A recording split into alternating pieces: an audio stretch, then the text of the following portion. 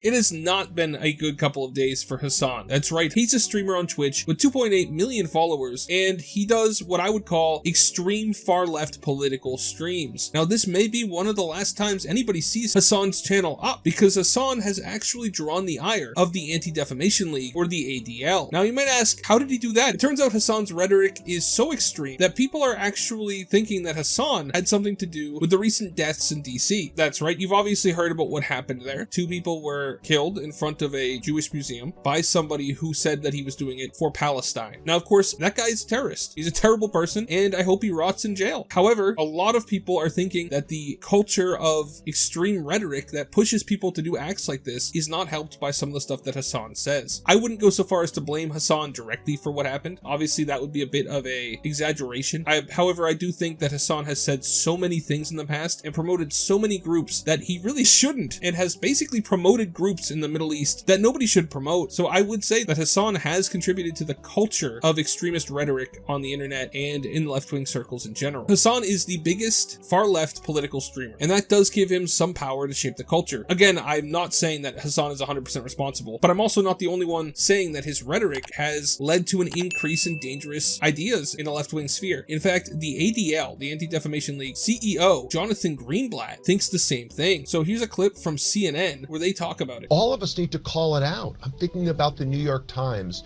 doing a gauzy profile a few weeks ago of this gamer, Hasan Piker, who regularly employs awful genocidal rhetoric against Jewish people in the Jewish state. First off, Hasan is not a gamer. As a gamer myself, we do not claim Hasan. That being said, I don't disagree with his portrayal of Hasan here. Now, Hasan definitely disagrees. Hasan is very, very, very upset about this interview, and for good reason, because this interview, the ADL, coming after Hasan, is probably the only thing that could ever get Hasan banned from Twitch. I mean, Hasan's done some crazy stuff, and he hasn't faced any repercussions. However, the ADL, one of the biggest and most effective organizations in America that go after anti-Semitism, I think they might have a little pull inside Amazon, even if they don't inside Twitch. Hasan's name being brought up in the aftermath of this event, of this horrible event, is not a good look for him, and it's not a good look for Twitch. It's perhaps the worst optics Twitch has ever had, and it's something that everybody was telling them would eventually happen, that something's going to go on and Hasan's going to get roped into the conversation about it because he's so extreme. And I do think that if this conversation keeps going and people keep talking about Hasan, they're going to have no choice but to permaban him from Twitch. Now, do I think he deserves a permaban? In general, I'm against permabans for anybody, regardless of what they've done, but if anybody does, some of the stuff Hasan has promoted on his streams, some of the groups that he's talked about, some of the groups that he's expressed support for, are not groups that I think anybody should ever support. And I think that Hasan has stepped over the line many times, but he's never faced any repercussions, so why would he stop? The worst part is, though, that Hasan doesn't really have any actual response to this, except just extreme cope. So this here is Hasan's response. Let's take a look at this. Sure.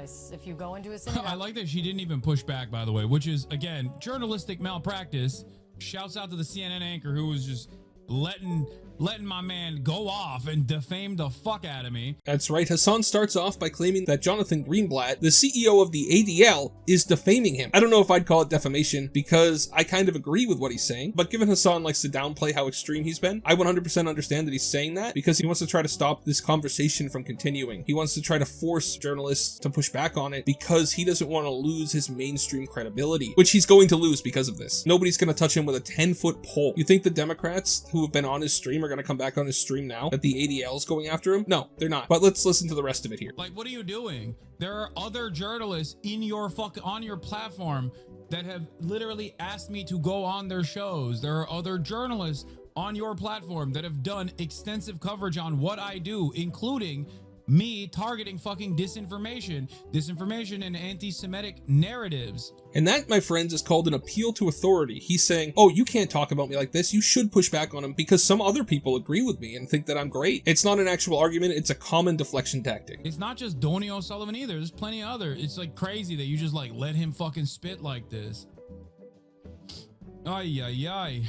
Kate. You're going through a magnetometer and you're walking past police. Which it's like, I'm not done. I want to keep going back to this Hasan guy. He fucking sucks. Can we just talk more about him?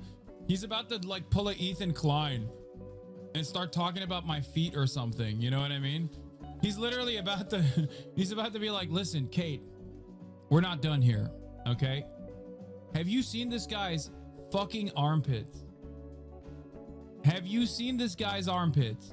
Why is he posting his armpits on the timeline? He's so stupid and so sexy. I fucking hate it. I hate it.